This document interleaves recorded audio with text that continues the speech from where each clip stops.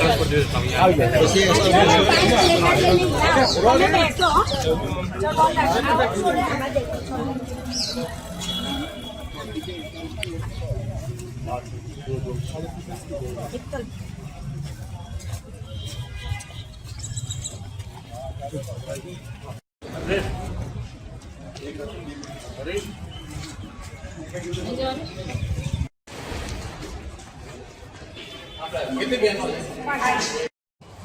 સૌ જાણો છો કે અત્યારે ઉત્તર ગુજરાતમાં જનસંઘર્ષ યાત્રા ચાલી રહી છે અને એમાં શરૂઆતમાં જ આગળ જણાવ્યું તે રીતે થરાદમાં શિવપુરા ગામ આગળ જ્યારે સ્થાનિક મહિલાઓએ રજૂઆત કરી કે ત્યાં આગળ દારૂ અને ડ્રગ્સના અડ્ડા ચાલે છે અને જોવાની વાત જે આપણે એક વિડીયો પણ જોઈ છે જિગ્નેશભાઈએ રજૂ કરી હતી તેમાં બધું જ એકદમ અંદર ક્લિયર દેખાતું હતું, ક્રિસ્ટલ ક્લિયર.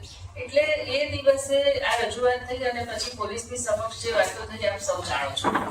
આટલો બધો આક્રોશ આખી જનતામાં આવી જશે એ કોઈએ કલ્પના નહીં કરી હોત, કારણ કે આપણે સમજી શકીએ છીએ અત્યારે તમે આટલા છેલ્લા દિવસોમાં જુઓ છો કે આખા સોશિયલ મીડિયામાં અને બધી જ જગ્યાએ કોઈ પણ પ્રકારના બાદ વગર એમાં ઉંમરનો, જેન્ડરનો, કાસ્ટનો કોઈ પણ બાદ વગર દરેક વ્યક્તિ ખુલ્લેઆમ આ જે જિગ્નેશભાઈએ વાત કરી એના સપોર્ટમાં આવ્યા છે. એનું કારણ છે કે આખું ગુજરાત જોઈ રહ્યું છે કે જે ગુજરાતને આપણે ઉડતા પંજાબની ફિલ્મ જોઈ હતી, પરંતુ અત્યારે આપણે સાક્ષાત ઉડતું ગુજરાત જોઈ રહ્યા છે અને બધા જોઈ રહ્યા છે, લાચાર દ્રષ્ટિથી જોઈ રહ્યા છે. એનું કારણ એ છે કે પોલીસની જે ડર છે બધા સમજે છે, પરંતુ પોલીસની આગળ બોલે કોણ? અને એટલા ખાતર લોકો અત્યાર સુધી ચૂપ હતા. ભારેલો અગ્નિ હતો એ અચાનક જ ફૂટી પડ્યો છે અને આખા રાજ્યમાં આ વાત એકદમ હલચલ મચાવી દીધી છે. મુખ્ય વાત એ છે કે ગાંધીજીનું ગુજરાત આપણે વાત કરીએ છીએ ત્યારે જ્યારથી ગુજરાત અસ્તિત્વ આવ્યું ત્યારથી ગાંધીજીએ જે નશા મુક્તિની વાત કરેલી હતી અને એ હાકલને કારણે ગુજરાતમાં દારૂબંધી હતી, પ્રોહિબિશન ચાલે છે. પરંતુ આ ફક્ત પેપર પર જ છે, ખાલી કાગળ પર છે, કોઈ પ્રોહિબિશન નથી. આપણે જાણીએ છીએ એ રીતે છૂટથી દારૂ મળે છે અને ઘરે પણ ઓર્ડર આપે તો દારૂ આપવા આવે છે. એટલે સુધી કે કેટલાક પોલીસ સ્ટેશનોમાં પણ આ રીતે ખુલ્લેઆમ દારૂ પીવાતો હોય છે અને દારૂની મહેફિલ જેમ કે ઉજવાતી હોય છે. આ સંજોગોમાં એની સાથે સાથે હવે છેલ્લે ડ્રગનું એક દૂષણ બહુ ભયંકર અંદર પ્રવેશ્યું છે. દારૂમાં તો કદાચ ખબર તરત પડી જાય છે, એટલે છોકરાઓ ખાસ કરીને બહુ ચિંતા જે છે યુવાન વર્ગની છે કે જે લોકો દારૂ પી નથી શકતા એટલા બધા ઉપરની, પણ ડ્રગ્સમાં એટલો બધો ખ્યાલ શરૂઆતમાં મા બાપને આવતો નથી, પરંતુ જેમ જેમ આદત વધતી જાય અને છેલ્લે ઘરમાંથી પૈસા ચોરી થવા માંડે, ઘરેણા ચોરી થવા માંડે, બાળક જે છે તે આખું બીજે રવાડે ચડી જાય ત્યારે મોડું થઈ ગયું છે અને મા બાપને ખબર પડે છે તો આ ડ્રગ આટલું બધું આવે છે. ત્યાં આંકડાઓ ઘણા બધા આપણી પાસે આવે છે કે આટલા કિલો ડ્રગ પકડાયું, આટલા કિલો ચરસ પકડાયું. એનું કારણ છે કે ગુજરાતની જે બોર્ડર છે પોરસ બોર્ડર છે. આ બાજુ દરિયા કિનારો છે અને પેલી બાજુ આપણે પાકિસ્તાનને અડીને આખી બોર્ડર આવી છે, એટલે ગુજરાતની સ્થિતિ યુનિક છે. આ એક પોરસ બોર્ડર હોવાને કારણે છૂટથી આ રિસર્ચ સ્મગલિંગ થાય છે અને મોટા પાયે, એટલે આપણે કલ્પના ના કરી શકીએ. પકડાય છે તે અમુક હજાર કિલો જથ્થો પકડાતો, આજે અખબારમાં પણ આવેલી છે ડિટેલ, પરંતુ એ તો પકડાય છે તો ખરેખર કેટલો જથ્થો આવતો હશે અને એનું કન્ઝમ્પશન કેટલું થતું હશે સમજવા જેવી વાત છે. જ્યારે આખું આ ગુજરાત ચિત્કાર કરી રહ્યું છે કે આ દારૂબંધી અને ડ્રગ્સનો વેપલો અટકાવો, અને કોના આશીર્વાદથી થાય છે? પોલીસ તો ખરા જ, પરંતુ પોલીસની એકલાની હિંમત તો ચાલવાની નથી.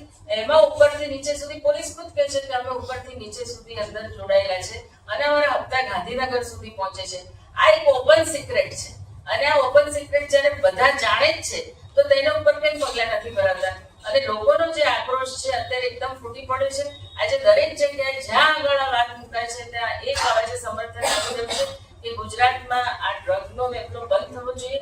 અમે પણ કહીએ છીએ સે નો ટુ ડ્રગ્સ, અને એની સાથે સાથે આલ્કોહોલને પણ બિલકુલ બંધ થવું જોઈએ. જો તમે આટલા વર્ષોથી આ પોલિસીને ઇમ્પ્લિમેન્ટ કરતા હોય તો કેમ બંધ નથી થતું? અને ગુજરાતનું જે યુવાધન અને સ્ત્રીઓ જે છે તેને તો વધારેમાં વધારે એના ભોગ બનવું પડે, કારણ કે મારઝૂડ થતી હોય છે.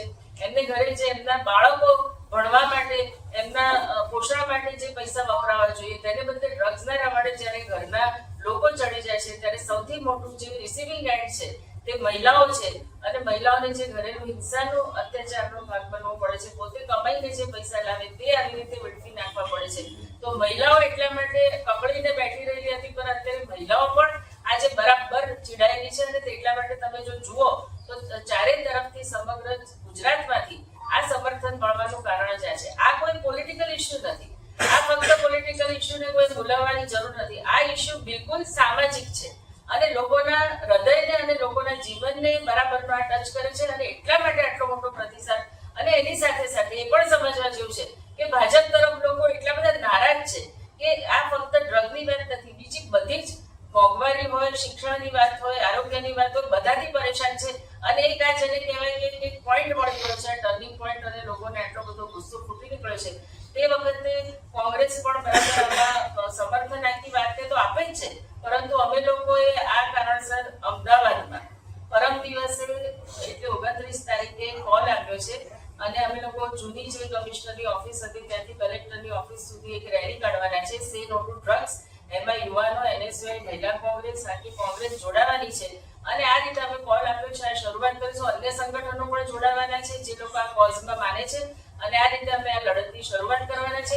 અને જ્યાં જ્યાં જરૂર પડે ત્યાં બીજા પણ જે કામ કરવાની હશે, જ્યાં જનતા રેડ હોય કે બીજા જે વાતો હશે.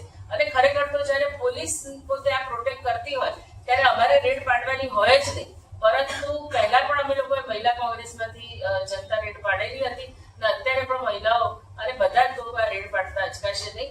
અને આ અમારો આગામી જુદા જુદા કાર્યક્રમો આ રીતે અમે આપવાના છે. Thank you. અમદાવાદ શહેર કોંગ્રેસ દ્વારા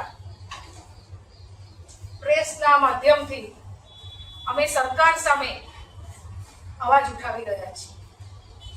છેલ્લા એક અઠવાડિયાથી જે ગુજરાતની અંદર જે વિવાદ ચાલી રહ્યો છે અને પોલીસ કર્મચારીના પરિવારવાળા જ્યારે રોડ ઉપર ઉતર્યા છે ત્યારે મારે તમારા માધ્યમથી કહેવું છે કે ભાઈ, પોલીસ પરિવારને રોડ ઉપર આવવાની ક્યાં જરૂર છે? પોલીસ પરિવારને આમાં ઇન્વોલ્વ થવાની જરૂર જ નથી. કારણ કે આ જે પ્રશ્ન ઉઠાવ્યો છે જિગ્નેશભાઈએ, એ પૂરા દેશના હિતમાં ઉઠાવ્યો છે. એની અંદર પોલીસ પરિવાર પણ આવી જાય છે. શું એમના બાળકો નથી, એમના યુવાનો નથી જે નશા તરફ ધકેલાઈ રહ્યા છે? અને જો એ પટ્ટા ઉતરાવી દેવાની વાતના વિરોધમાં જો એ લોકો આવ્યા હોય તો ભૂતકાળમાં ભાજપના ધારાસભ્ય હીરાભાઈ સોલંકી નથી બોલ્યા? એ વખતે આ પરિવાર ક્યાં ગયા હતા?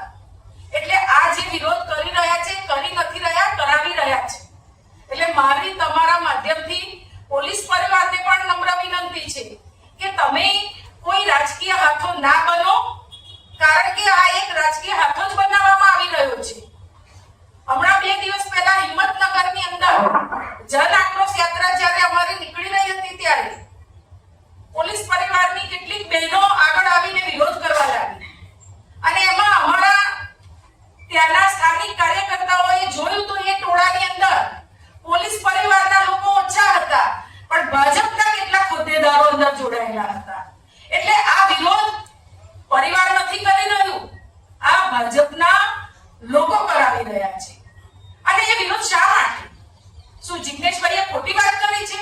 જન આક્રોશ યાત્રા અમારી જે ઉત્તર ગુજરાતની અંદર નીકળી છે ત્યારે અમિતભાઈ અને અમારા વિપક્ષ નેતા તુષારભાઈ જન સુધી જઈ અને લોકોની વેદના સાંભળી રહ્યા છે, લોકોનો આક્રોશ સાંભળી રહ્યા છે, પબ્લિકને શું મુશ્કેલી છે એ સાંભળી રહ્યા છે. અને એના દ્વારા ત્યાંના લોકોએ, ત્યાંની મહિલાઓએ રજૂઆત કરી કે ભાઈ, અમારું યુવાધન બરબાદ થઈ રહ્યું છે, અમારા ઘર બરબાદ થઈ રહ્યા છે, કેટલાક પરિવાર ભાગી પડ્યા છે, કેટલીક યુવાન દીકરીઓ વિધવા થઈ રહી છે અને આ ખૂબ બધી વધી રહી છે. સ્કૂલોની આજુબાજુ, મંદિરની આજુબાજુ, ખૂણે ખાચકે બધે જ્યાં જુઓ ત્યાં દારૂના અડ્ડા, જુગારના અડ્ડા અને હવે આ નવું એક તો ડ્રગ્સની બધી ચાલુ થઈ ગઈ છે. ચરસ ગાંજો તો ગામડામાં હતો જ. તો આ બધા વ્યસનોથી અમને મુક્ત કરાવો. અને એમનો અવાજ લઈ અને જિગ્નેશભાઈએ પોલીસમાં રજૂઆત કરી. તો શું વિપક્ષને કોઈ રજૂઆત કરવાનો અધિકાર નથી? આ લોકતંત્ર છે, લોકોને બોલવાનો હક છે. માટે એમને શું પેટમાં દુખ્યું એ સમજાવવું